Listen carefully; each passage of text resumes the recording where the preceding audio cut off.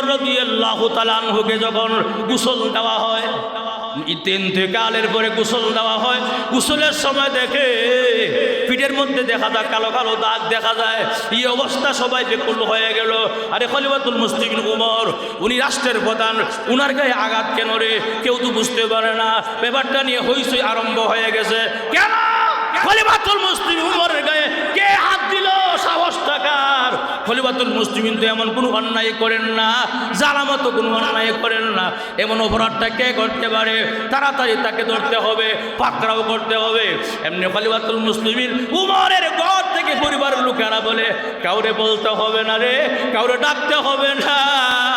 মালি হাযাল কিতাবি লা ইউগাদিরু সগীরাতান ওয়ালা কাবীরাতান ইল্লা আহসাহা।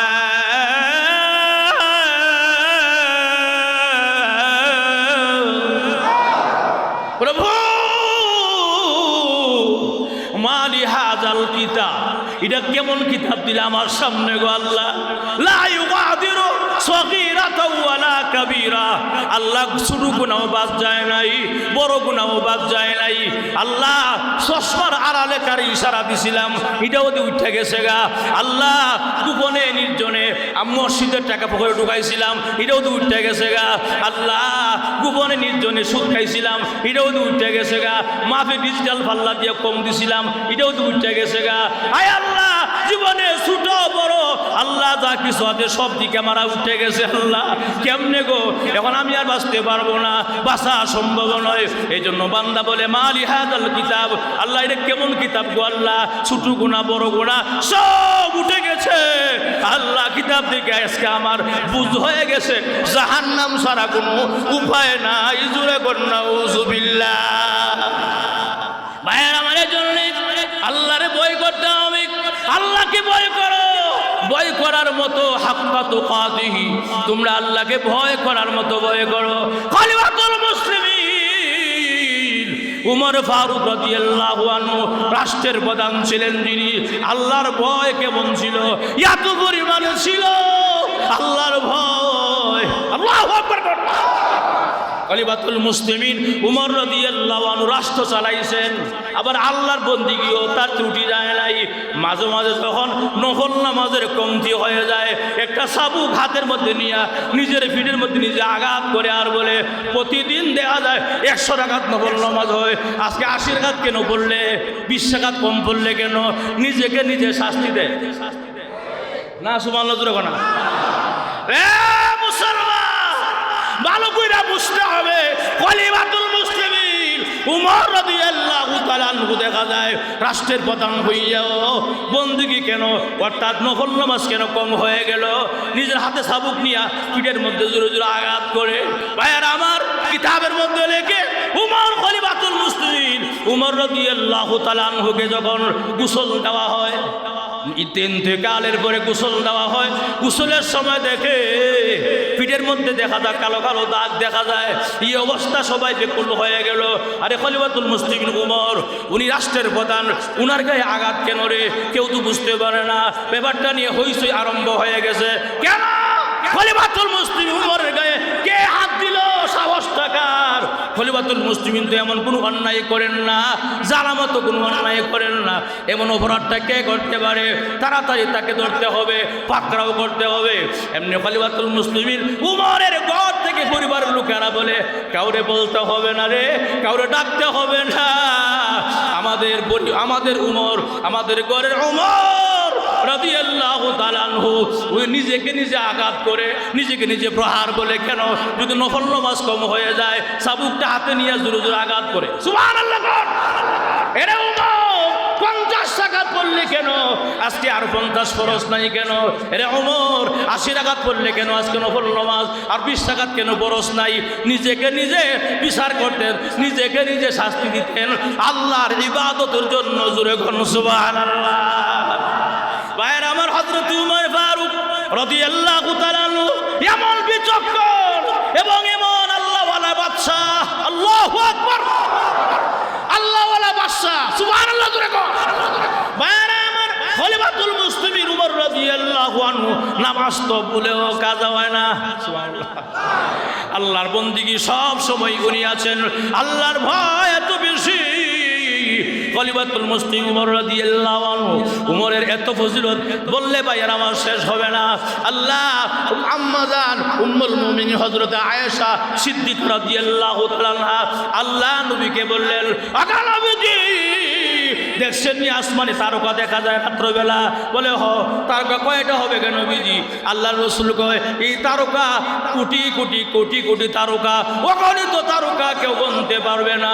এমনকি ফেরেশতারা পর্যন্ত আসমানে কয়টা তারকা আছে গুনতে পারবে না, শেষ করতে পারবে না। সুবহানাল্লাহ।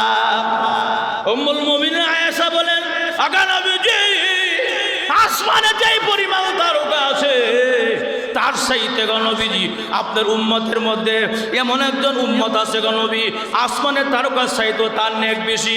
উনি কে গো নবীজি? আল্লাহু আকবার। আগা নবীজি আসমানের তারকা যেই পরিমাণ আছে গো তার চাইতে হাজার গুণ আরো বেশি গুণ, মানে আসমানের তারকার চাইতেও আরো অনেক বেশি হবে আপনার উম্মতের মধ্যে। এই লোকটা কে গো নবীজি আমি জানতে চাই। আল্লাহর নবী বিশ্ব নবী রাহমাতুল আলামিন বলা শুরু করলেন। আম্মা জান আয়েশা মনে করলেন, মনে হয় রে আমার আব্বার নাম কইব, মনে হয় আমার আব্বার নাম কইব, আমার আব্বা আবু বকর সিদ্দিক। আল্লাহর নবী বিশ্ব নবী রাহমাতুল লিল আলামিন এখন বলেন, আয়েশা আসমানে যতগুলো তারকা রাজি আছে গো তার চাইতে হাজার গুণ কোটি গুণ নেকি বেশি আছে আমার উম্মতের মধ্যে হযরত উমর ফারুকের। সুবহানাল্লাহ। আল্লাহু আকবার। মহিলা মানুষ তো, মেয়ে মানুষ, আবার বয়সও কম, এমনি আম্মা জান আয়েশা মনটা খারাপ করেছে। হায় হায় হায়, আমি ভাবছিলাম আমার আব্বার নামটা বুঝু করব, আমার আব্বা তেলে কি হইল, আমার আব্বা বাদ ফুরে গেল গা। ভাইয়েরা আমার, এমনি দেখা যাক আল্লাহর নবী বিশ্ব নবী রাহমাতুল আলামিন আয়েশা গো তুমি কি মনে করো তোমার আব্বা সাধারণ? বলে না। কেমনে গো নবীজি? এমনি আল্লাহর নবী বিশ্ব নবী রাহমাতুল আলামিন বলেন, ওগো আয়েশা তোমার আব্বা আবু বকর সিদ্দিক রাদিয়াল্লাহু আনহু আমার শ্বশুর, আমার প্রথম সাহাবী, আমার হিজরতের সাথে আবু বকর। আয়েশা আবু বকরে আমার সঙ্গে যে গাড়ে হেরার মধ্যে ছিল, গাড়ে হেরার মধ্যে ছিল, গর্তের ভিতরে হিজরতের রাত্রিতে আমার সঙ্গে ছিল রে। ওই হিজরতের রাত্রি যদি এক পাল্লা উঠাইয়া দেওয়া হয়, উমরের যদি সারা জিন্দিগি সমস্ত নেক আমল এক পাল্লা উঠাইয়া দেওয়া হয়, আবু বকর সিদ্দিকের হিজরতের রাতের পাল্লা ভারী হয়ে যাবে। আম্মা জান আয়েশা মুস্কি হাসি মারলেন। আগা নবীজি হাসির কারণে চোখ দিয়ে পানি চলে আসছে। আমার আব্বা তো বলে আলহামদুলিল্লাহ, আমার আব্বা তো অনেক ভালো। বলে তা না গো, ভালো করে শোনো ও আয়েশা, এখানে শেষ নয়। তোমার আব্বা এবং হযরত উমর রাদিয়াল্লাহু আনহু দুইজন যখন একসাথে কথা হইতো, এখন তার কথাবার্তা বলতেন সরাসরি কি বলতেন? আবু বকর উমর বলতেন, হে আবু বকর, আমি উমর বলতেছি তোমার হিজরতের রাতের একটা আমল, একটা রাত্রি সব আমাকে দিয়ে দাও, আমার জিন্দেগির সমস্ত আমল তুমি নিয়ে যাও। অথচ যার আমলের এত পরিমাণ তার নেকি আসমানে যত তারকা আছে তার সাথে হাজার গুণ কোটি গুণ নেকি বেশি উমরের। সুবহানাল্লাহ। ভাইরা আমার, সাহাবীদের মধ্যে প্রতিযোগিতা হইতো, আমলের প্রতিযোগিতা হইতো, কে তাহাজ্জুদের নামাজ আগে উঠতে পারে, কে পরে উঠতে পারে, এমন প্রতিযোগিতা আমাদের হইতো। আর আমাদের প্রতিযোগিতা হয় গানের প্রতিযোগিতা। বক্সটা বেশি বাড়াইয়া দিলে আমি পেটাগিরি করলাম, আরো জোরে খান। বক্সটা বেশি বাড়াইয়া দিলে আওয়াজটা বেশি হইব, আমার বেটাগিরি। বক্স আমি আনছি, আমি গান বাজাই, হেডাম, আরো জোরে খান। এই হেডাম নয়, যখন নাকি মোটরসাইকেলে রাস্তা বের হইবে একটা তাপা দিয়া ট্রাকের নিচে ফালাইয়া দিবে। কিনা এজন্য রাসূল সাহাবাই কেরাম আমল করতেন, জিন্দেগি তালাশ করতেন। ভাইয়ারা আমার, এমনি দেখা যায় আল্লাহর নবী, বিশ্ব নবী রাহমাতুল লিল আলামিন একদিন রাত্রে গভীর রজনীতে শেষ রাত্রের দিকে হযরত আবু বকর, হযরত ওমর রাদিয়াল্লাহু আনহু দুইজনের বাড়িকে দেখার জন্য, দুইজনের বাড়িকে অনুসন্ধান করার জন্য উনি শহর রওনা করলেন, একা একা কাউকে না জানাইয়া। সুবহানাল্লাহ, একা একা কাউকে না জানাইয়া। এরকম ভাবে দেখা যায় একা একা কাউকে না জানাইয়া। ভাইয়েরা আমার, এই অবস্থা দেখা যায়। বন্ধ করে এখন এই অবস্থা দেখা যায়। হযরত ওমর রাদিয়াল্লাহু তাআলা আনহু দেখা যায় এরকম ভাবে নামাজ, তাহাজ্জুদের নামাজ পড়ে, আবু বকর সিদ্দিক তাহাজ্জুদের নামাজ পড়ে। এখন আল্লাহর নবী কেউরে না জানাইয়া বাড়ি যায়, ও দেখি না রে আমার দুই সাহাবীর মধ্যে কে কেমনে তেলাওয়াত করে। সুবহানাল্লাহ, তাহাজ্জুদের নামাজ কে কেমনে পড়ে।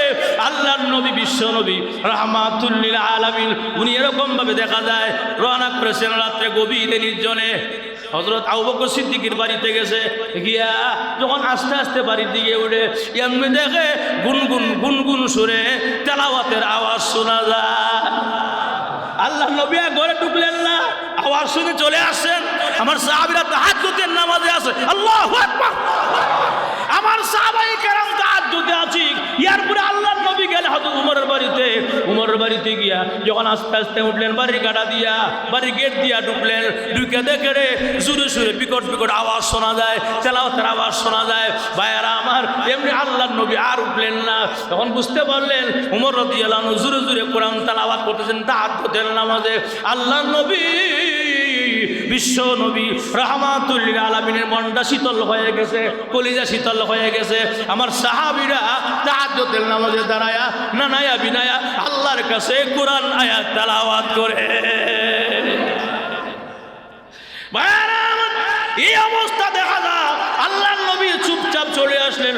পরের দিন যখন দিনের বেলা আবু বকর ওমর একসাথে হলেন, রাসূলকে সাক্ষাৎ করলেন। এমনি আল্লাহর রাসূল বলেন, আবু বকর ওমর, আজকে রাতে তোমাদের মেহমান হয়েছিলাম। সুবহানাল্লাহ, জোরে বলা। এরা সব বড় করে ফেললেন। ইয়া রাসূলুল্লাহ, বলেন কি আপনি? বলে, হ্যাঁ, রাত্রিবেলা আমি তোমাদের বাড়িতে গিয়েছিলাম, দুজনের বাড়িতে গিয়েছিলাম, কিন্তু একটা দৃশ্য আমার চোখে লাগলো, আমার কানে আসলো। কি বলেন ইয়া রাসূলুল্লাহ? বলে, প্রথম নম্বরটা হলো আবু বকর সিদ্দিকের বাড়ি যখন আমি গেলাম, গিয়া দেখি আবু বকর সিদ্দিক রাদিয়াল্লাহু আনহু গুনগুন গুনগুন সুরে কোরআনের আয়াত তেলাওয়াত করে এবং তাহাজ্জুদের নামাজ পড়ে। আবু বকর রে, তুমি আগে জবাব দাও না কেন গো? আস্তে আস্তে তেলাওয়াত করলে কেন? এখন এই অবস্থা। আবু বকর সিদ্দিক রাদিয়াল্লাহু আনহু বলেন, ইয়া রাসূলুল্লাহ, ওগো নবীজি, আমার আল্লাহ কাছেও শুনে দূরেও শুনে। না সুবহানাল্লাহ, রাস্তে বল। আমার আল্লাহ কাছেও শুনে, কাছেও দেখেন এবং শুনেন। সুবহানাল্লাহ, আল্লাহ কি দেখে না? ইন্নাল্লাহা সামিউম বাসীর।